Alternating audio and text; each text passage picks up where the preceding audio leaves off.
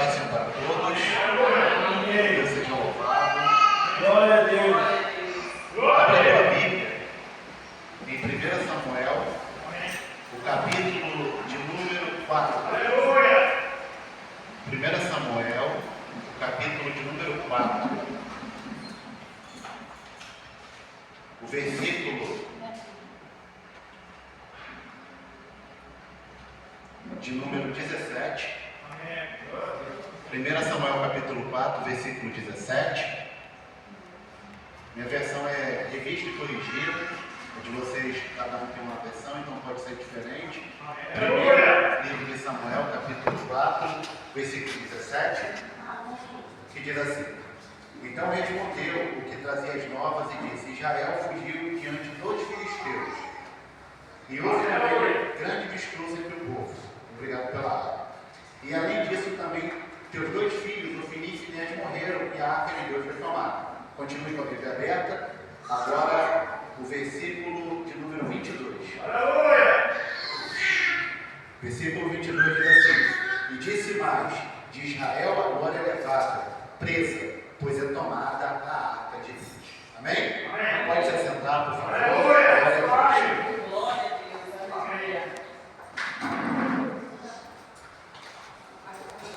Amados, eu estava pensando Deus, ele é poderoso e como ele pode fazer coisas extraordinárias na vida daqueles que creem.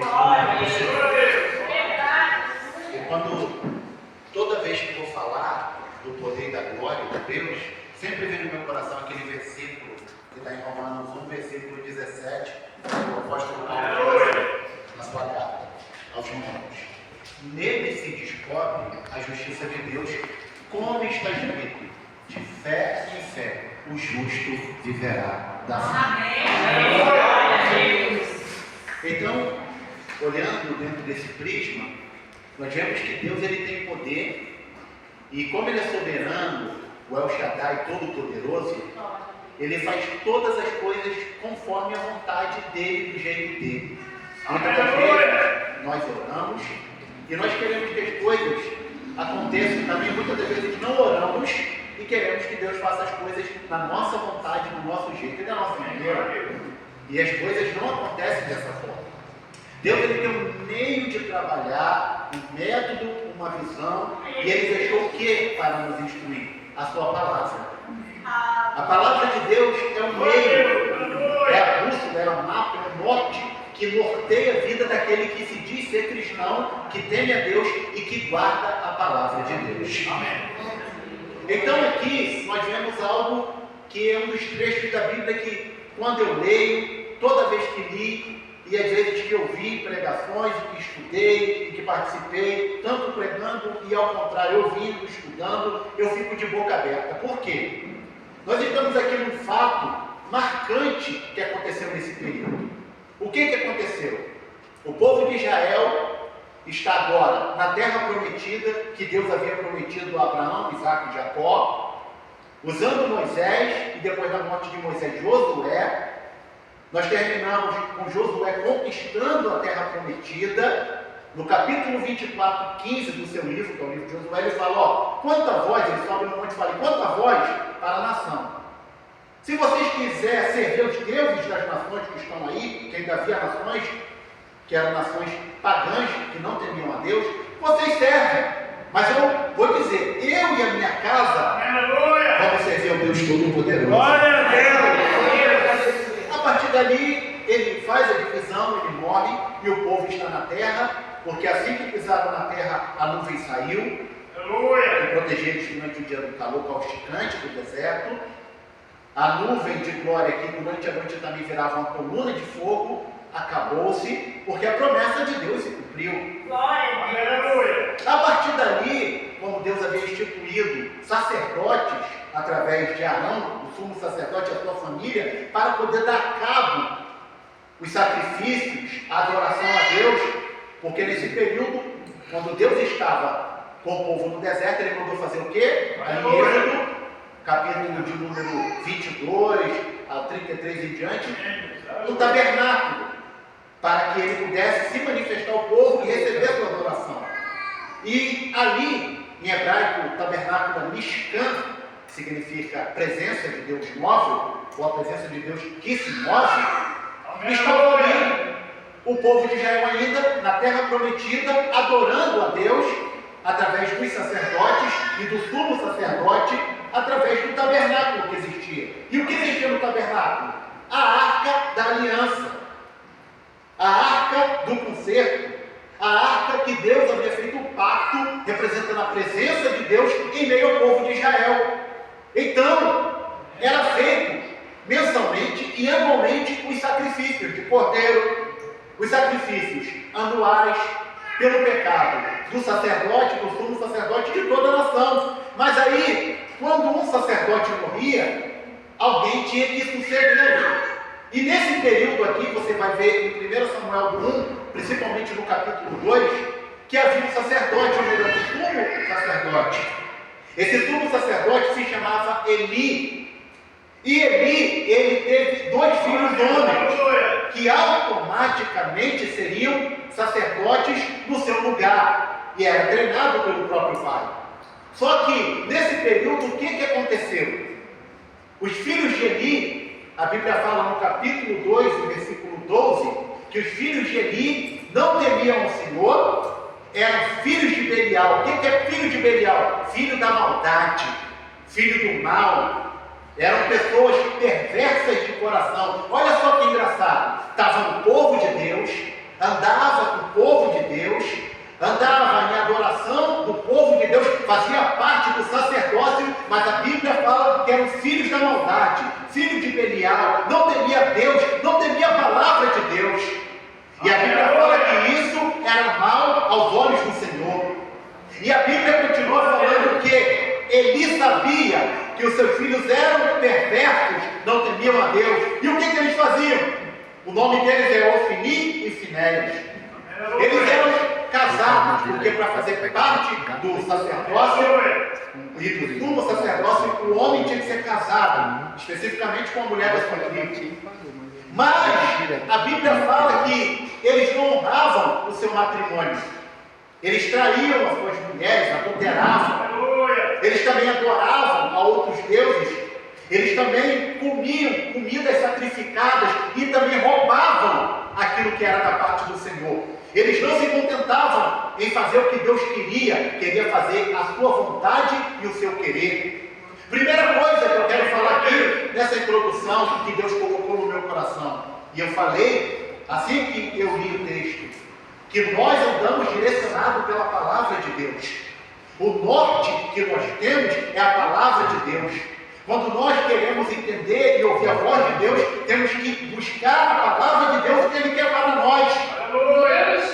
A Bíblia fala no capítulo 22 de Mateus, versículo 29, assim, errais ou erreis, não conhecendo as Escrituras, nenhum poder de Deus.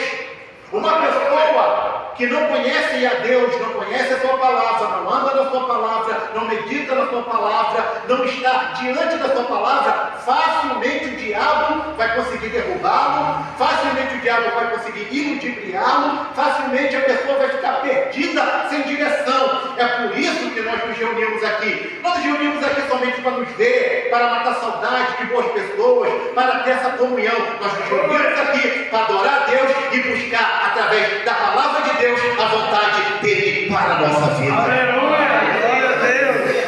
Mas engraçado, os filhos de Eli, eles não estavam nem aí para a vontade de Deus. Eles queriam fazer a sua vontade e o seu querer.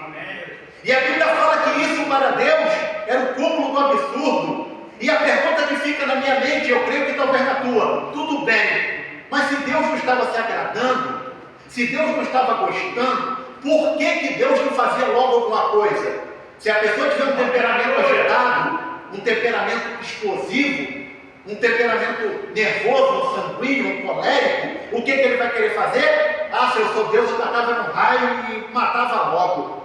Se eu sou Deus, eu abri um buraco e tragava logo, igual fez com Coré, Datão e Abirão. Não, Deus não trabalha dessa forma. Por quê? A Bíblia fala que as misericórdias do Senhor são a causa de nós não sermos consumidos. Então, o que Deus faz?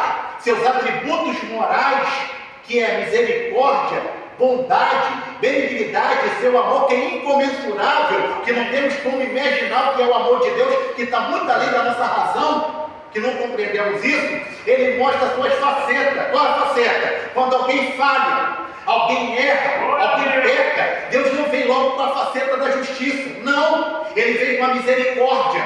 Amém. Depois ele vem com a bondade, depois ele vem com a benignidade, e por último ele vem com a justiça. Por que ele vem com a misericórdia?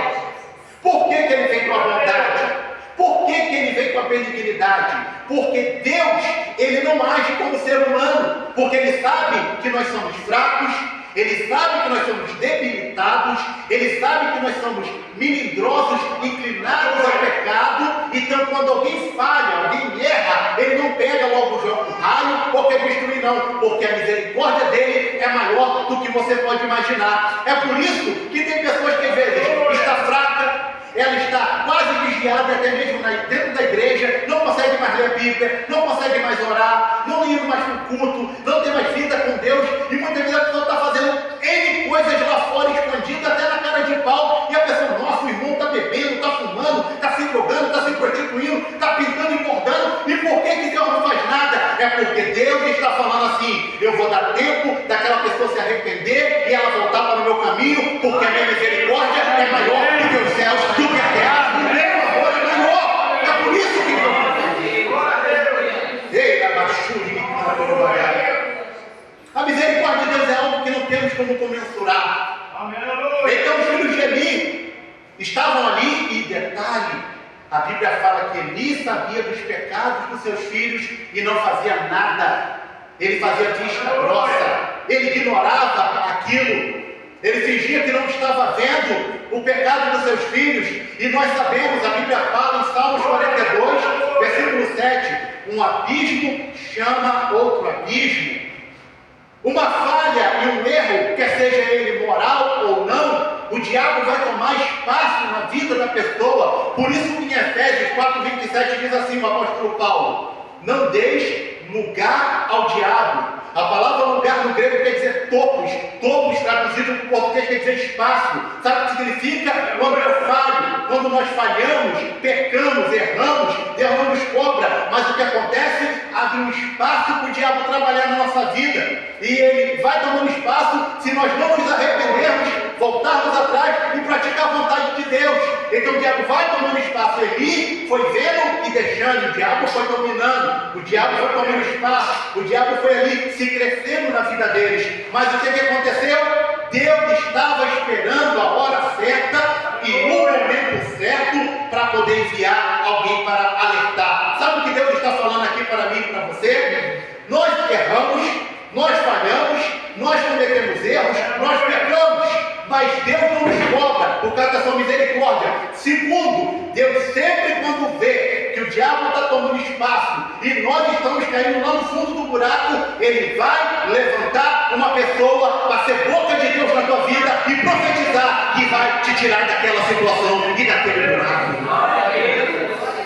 No capítulo 2, Deus levanta um profeta, não se sabe a tribo, não se sabe o nome, não se sabe nada. O profeta vai lá e começa a profetizar que aquilo que ele estava fazendo haveria consequências. E qual era a consequência? Eli ia perder o sacerdócio, os filhos iam perder o sacerdócio, Israel ia perder uma guerra, porque Deus estava falando: o que vocês estão fazendo, na aparência não está acontecendo nada, mas no mundo espiritual o diabo está ganhando espaço. Por quê? O que a Bíblia fala? Sem santidade, sem comunhão, Deus se afasta de nós. A Bíblia fala em Isaías 59 assim: acaso estão meus ouvidos agravados para que eu não possa ouvir? As minhas mãos estão encolhidas para que eu não possa abençoar? Mas são os vossos pecados que fazem separação entre mim e vós. Lamentações 3:39, Jeremias fala assim, do que se queixa o homem vivente? Queixa-se dos seus próprios pecados. Então nós ficamos que o pecado, nossa falha, Deus não nos cobra, Deus envia alguém na hora certa, e outra, gera afastamento de Deus. comunhão não é mais a mesma, a sensibilidade espiritual não é mais a mesma, o diabo tem espaço e a pessoa vai perdendo a comunhão com Deus. Então, há uma consequência gradativa. Eles estavam diante da morte. A Bíblia fala, em Provérbios 14, 12, há caminhos que parecem corretos aos olhos do homem, mas os seus fins são mortes. Quando a pessoa conhece a palavra, ela sabe o que a Bíblia fala, mas mesmo assim ela se inclina para a vontade do pecado, do erro. O diabo ele vai colocar diante de nós tudo aquilo que é contrário à palavra e vai facilitar para que nós venhamos nos afastar de Deus. E aí ele tomar poder e assim nos levar para onde ele quer, que é para o inferno, para o buraco. Mas Deus, ele sempre tem algo para fazer quando o diabo está trabalhando. O diabo está trabalhando, mas Deus está trabalhando para livrar aqueles que confiam em Deus. Olha o que a Bíblia fala. Isaías 64 fala. Aleluia, glória a Deus. Vai lá, Lucas. Isaías 64, 4, ele diz assim, ó: desde a antiguidade nunca se ouviu, nem com os ouvidos se perceberam, nem com os olhos se viram um Deus além de ti que trabalha para aquele que nele espera. Olha só, aí chegamos no capítulo 2, versículo 30. A Bíblia fala que o profeta vai profetizando que ia haver destruição, ia haver morte, ia haver desgraça, que ele não estava sendo correto, estava o povo totalmente... Detalhe, o povo estava totalmente em pecado por causa da atitude deles, porque eles não estavam temendo a Deus, então estava todo mundo de cabeça para baixo, não havia comunhão, todo mundo estava pecando, errando contra Deus. Aí ele fala assim, ó, capítulo 2, versículo 30 de 1 Samuel, parte B do versículo, ele fala: honrarei os que me honrarem, mas aqueles que me desprezarem serão desprezados. Por que a Bíblia fala em Jeremias 29:13? Buscar-me-eis e me achareis. Quando me buscardes de todo o vosso coração, serei achado de vós. Por que a Bíblia fala em Oséias 6:3? Conheçamos e prossigamos em conhecer ao Senhor. Por que ele manda? Porque a ação de buscar e conhecer a Deus não depende de Deus. A ação de buscar e conhecer a Deus depende de nós. Por que em Mateus 7, versículo 7 ele fala? Porque aquele que pede, recebe, aquele que busca, encontra, e aquele que bate, a porta se abre. Deus está disposto a ouvir a minha oração, a ouvir a oração. Deus está presente aqui nesta noite, a todo momento. Deus está aqui, é só falar comigo. Eu ia chegar e falar com você. Eita, Rabachuri, em campo no papel. Mas isso depende do homem, não depende de Deus. Ele estava falando: vocês estão me desprezando, vai haver uma consequência. Você sabe por que muitas pessoas elas perdem a salvação? Como? Perdendo a comunhão, indo para o mundo. Porque elas desprezam aquilo que Deus está falando para elas. Elas desprezam aquilo que Deus está dizendo para elas. Muitas das vezes as pessoas elas ficam levando as coisas de Deus na brincadeira, achando que aquilo que ela está fazendo não vai ter uma consequência. E tudo que nós fazemos tem uma consequência no mundo espiritual, que vai repercutir no mundo material. Aí sabe o que acontece? Chegamos no capítulo 4. No capítulo 4 o pessoal ouve: olha, os filisteus, eles estão enfileirados para atacar Israel, estão vindo para atacar Israel. Aí o pessoal falou: então vamos para a batalha. A Bíblia fala que foi o exército para a batalha e os filisteus matou quase todos na batalha. Um conseguiu escapar e voltou correndo. Quando ele chega, ele grita assim: Israel está perdendo a batalha, todos foram mortos, somente eu escapei. Aí alguém grita assim: vamos fazer o seguinte, vamos pegar a arca da aliança e levar a arca da aliança para a batalha, porque se a arca estiver, a presença de Deus está. E dentro da presença de Deus, a batalha já vai estar ganha. A arca tinha. A arca estava. Mas a presença de Deus não estava na arca da aliança, por causa do pecado. 1 de João, capítulo 1, versículo 7, diz assim, ó: se andarmos na luz, como Ele na luz está, e termos comunhão uns com os outros, o sangue de Jesus Cristo, o seu Filho, nos purifica de todo pecado. Pegaram a arca. A Bíblia fala que levaram a arca. Quando chega no meio do arraial da batalha, um dos filisteus vê a arca e grita: a arca do Deus de Israel chegou. E a Bíblia fala que houve um gemido, que eles sabiam que onde a arca estava, eles perderiam a batalha. E começaram a gemer dizendo: agora vamos perder, vamos ser mortos, não vai sobrar ninguém, a arca está.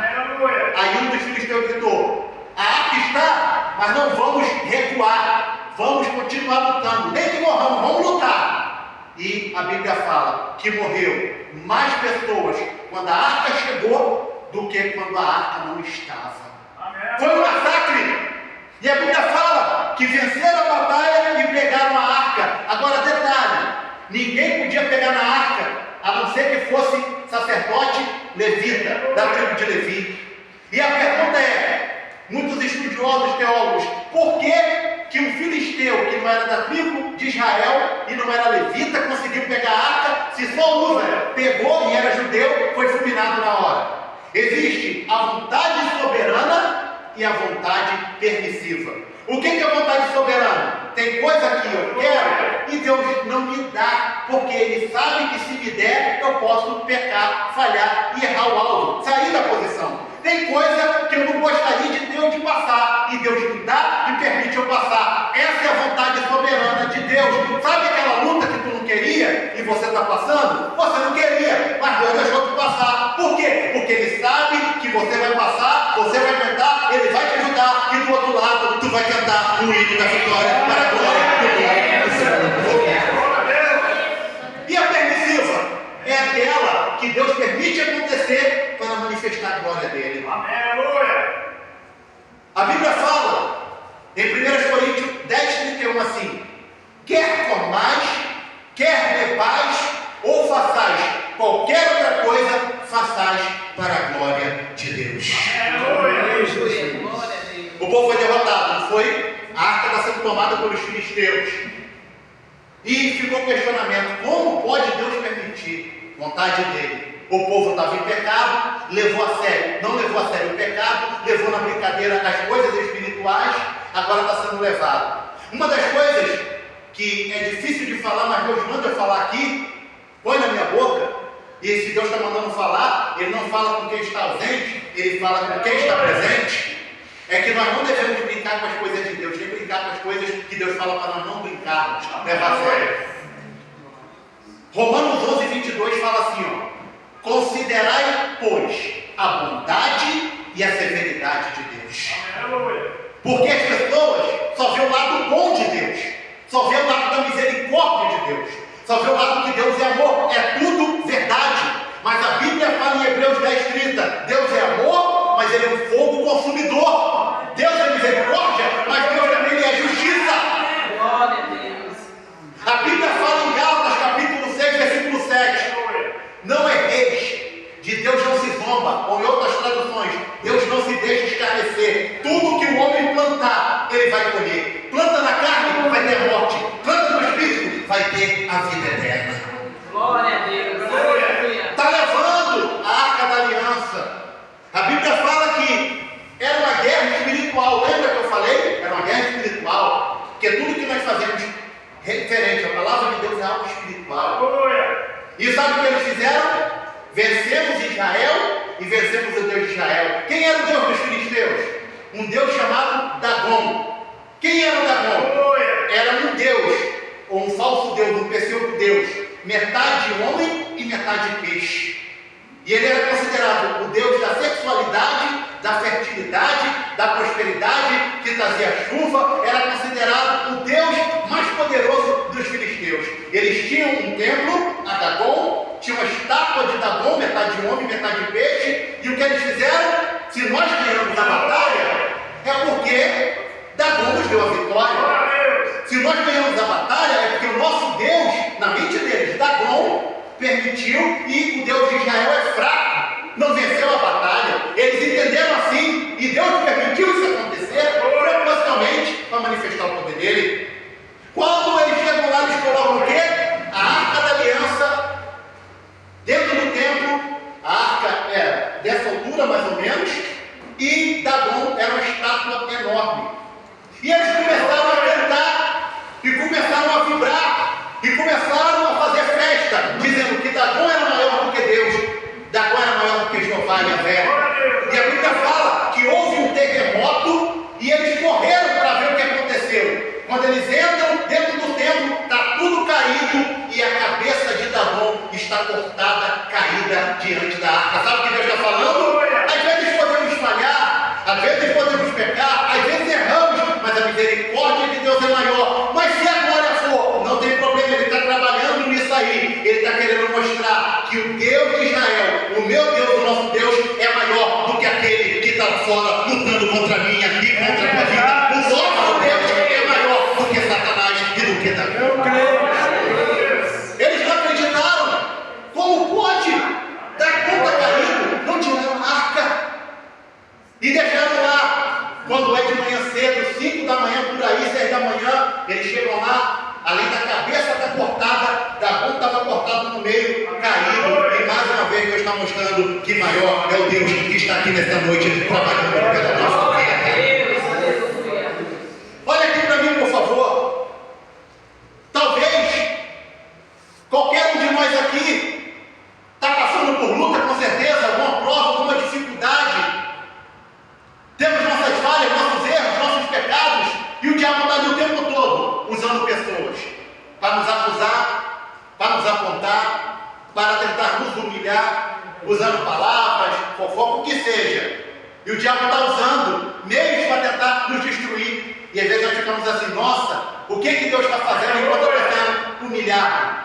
O que Deus está fazendo enquanto eu estou sendo perseguido, perseguida? Por que Deus está permitindo eu passar por isso? Às vezes você pode falar: realmente eu errei, aqui eu falhei, aqui eu deixei a desejar, eu reconheço, e talvez até a consequência do que está passando é falha nossa, erro nosso. Mas lembre-se, Deus, Ele é misericordioso, e Ele não vai te entregar na mão do teu adversário. Ele está pelejando a favor da tua vida, Ele está pelejando a favor da tua família, Ele está pelejando a favor da tua história. Os filisteus aqui são os demônios e pessoas que querem ver a minha derrota e a tua derrota. Mas sabe o que Deus colocou no meu coração para dizer para você, para mim, para nós aqui? É que por mais que lutem para ver a nossa derrota, por mais que sejamos limitados e falhos, pecamos e erramos, quem está conosco é maior e está nesta noite trabalhando para nos vitória. Ei, no Bachuri, me canta no Bahia. Você lembra quando Israel estava saindo do Egito? E eles sabiam que não tinha como escapar, Faraó atrás, o mar na frente, não tinha como ir para a esquerda, para a direita, e todo mundo pensando: a gente vai morrer, Moisés, ele vai morrer, afogado, Moisés, vou morrer. Aí ele foi orar, mas falou: não é para você orar agora, não é para você clamar agora, é para fazer o quê? Fala para o povo marchar, porque eu estou trabalhando para abrir esse mar. O que Deus está falando aqui? Tem gente lutando, o diabo está lutando, não é para você ficar gritando, chorando. O momento agora é para você marchar, porque Deus já preparou uma vitória para você. Este mar vai abrir e teus inimigos vão cair diante de você por causa da glória de Deus. Ele não vai dar cheio. Escuta, rapaz, eles viram que Deus estava destruindo, provando que Ele não perde para ninguém, porque Deus é invencível. Os filisteus, em vez de pegar a arca e devolver, não ficaram. E olha só, vamos voltar para Israel. Quando a arca é tomada, eles voltam correndo e chegam e gritam assim lá na porta de Israel. Eli, o sacerdote, está numa cadeira de balanço.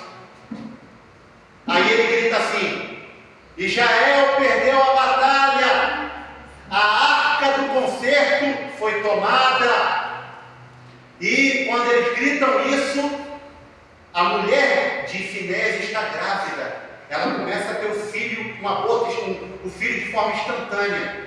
na hora, por causa do impacto da palavra. Eli está na cadeira de balanço, perde o equilíbrio, cai e quebra a cabeça. Ofni e Finéias, que levaram a arca, foram mortos na batalha. O filho de Finéias nasce na hora e a mulher grega grita assim: e acabou. Foi-se a glória do Deus de Israel. A glória foi porque o povo pecou. Mas Deus queria mostrar que Deus é misericordioso e que por mais que nós falhamos, Deus ele é poderoso para nos restaurar e nos levantar e dar a glória dele de novo. Amém. A Bíblia fala que lá o povo continuou segurando a arca. E o que aconteceu, irmão? Deixa eu falar algo aqui para você que Deus está me incomodando para falar aqui. Me incomodando muito. Há um problema muito sério com as pessoas que são usadas pelo diabo. Quer seja dentro da igreja, se der o que o diabo usa, quer seja fora da igreja. Nós somos a menina dos olhos de Deus.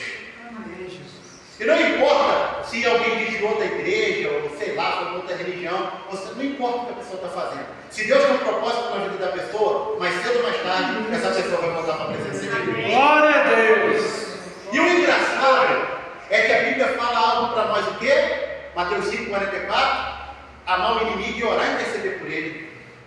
Interceder pelas pessoas até que querem o nosso mal e que desejam o nosso mal. E muitas das vezes nós não fazemos isso. E as pessoas que são usadas pelo diabo, o que ela faz quando uma pessoa está fora do mundo? Ela, senta rica. Não é assim? É verdade. Não só fala mal, não só critica, só aponta ele e falha, não é verdade?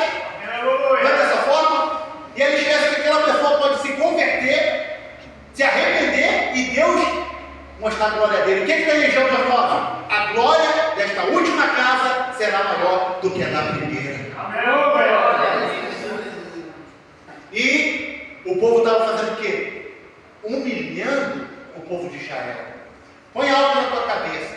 Só quem tem o poder de tocar naqueles que é de Deus é o próprio Deus. Ninguém tem o poder de tocar em ninguém. Devemos tomar cuidado quando falarmos de alguém, se está falhando ou se falhou, se está em algum tipo de erro, porque a Bíblia fala para nós não julgarmos as pessoas, porque nós não sabemos o nosso futuro lá na frente. É verdade. Que Deus não se agrada quando a gente fala mal dos outros, critica os outros, aponta defeito dos outros, e nós às vezes falhamos e erramos nesse critério. Os filisteus estavam ali felizes com a desgraça de Israel, achando que eles tinham vencido, mas não tinham vencido. Deus queria dar uma lição neles. Sabe o que Deus falou aqui no meu coração? Que o diabo coloca assim no coração de pessoas para fazer o mal contra nós. Coloca no coração de pessoas para desejar nosso mal. E quando às vezes vai ver nós passarmos luta, a pessoa fica feliz da vida, torcendo para a nossa vida, fica na humilhação. Mas a Bíblia fala, Lucas 14:11, aquele que se humilhar vai ser exaltado, e aquele que se exaltar vai ser humilhado. Deus sempre vai exaltar aqueles que Deus tem chamado na vida dele. Deus sempre vai exaltar aquele que é de Deus. Lembra de Balaão? Foi amaldiçoar. E Deus fez o quê? Você não pode amaldiçoar aquele a quem Deus abençoou. Toda vez que ele abria a boca, Deus pegava a língua dele e mandava profetizar a bênção. O que Deus está falando no meu coração, não importa se fazem mal, se fazem bruxaria, se falam mal, se tem inveja, se tem olho grande. A noite hoje aqui é que Deus está mandando falar. Dagon vai cair e Deus vai te abençoar aqui nessa noite. Deus vai te levantar aqui nessa noite.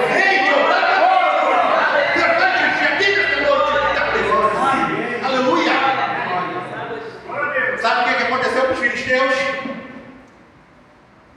Eles começaram a ter hemorroidas. Doença, hemorroidas. Desde o maior ao menor, do mais rico ao mais pobre, aonde a arca estava, eles ficaram com hemorroidas. Aí sabe o que eles chegaram à conclusão? De fato, não tem como ficar com a arca, porque nós não temos esse poder. O Deus de Israel é maior. Temos que devolver a arca da aliança.